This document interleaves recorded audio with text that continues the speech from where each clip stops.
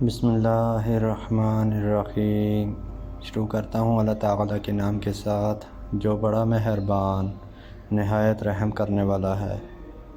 حضرت عبداللہ بن عمر بن العاص رضی اللہ عنہما کہتے ہیں کہ میں نے رسول اللہ صلی اللہ علیہ وآلہ وسلم سے سنا، آپ صلی اللہ علیہ وآلہ وسلم فرماتے تھے کہ اللہ علم کو اس طرح نہیں اٹھا دے گا کہ اس کو بندوں سے چھین لے، بلکہ وہ پختہ کار علماء کو موت دے کر علم کو اٹھائے گا، حتیٰ کہ جب کوئی عالم باقی نہیں رہے گا تو لوگ جاہلوں کو سردار بنا لیں گے، ان سے سوالات کیے جائیں گے اور وہ بغیر علم کے جواب دیں گے، اس لیے خود بھی گمراہ ہوں گے اور لوگوں کو بھی گمراہ کریں گے۔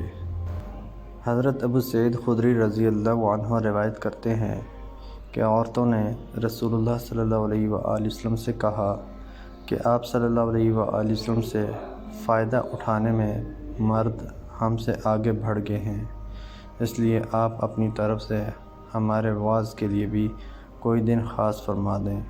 تو آپ صلی اللہ علیہ وآلہ وسلم نے ان سے ایک دن کا وعدہ فرما لیا۔ اس دن عورتوں سے آپ نے ملاقات کی اور انہیں وعظ فرمایا اور مناسب احکام سنائے۔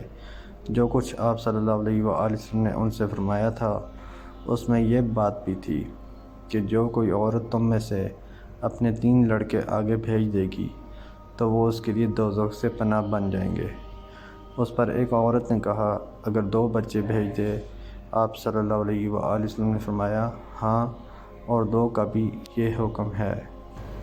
سیدنا ابو ہریرہ رضی اللہ عنہ روایت فرماتے ہیں کہ نبی اکرم صلی اللہ علیہ وآلہ وسلم نے فرمایا کہ کسی مسلمان عورت کے لیے یہ جائز نہیں ہے کہ وہ ایک رات کی مسافت طے کرے سوائے اس کے کہ اس کا کوئی محرم ساتھ ہو۔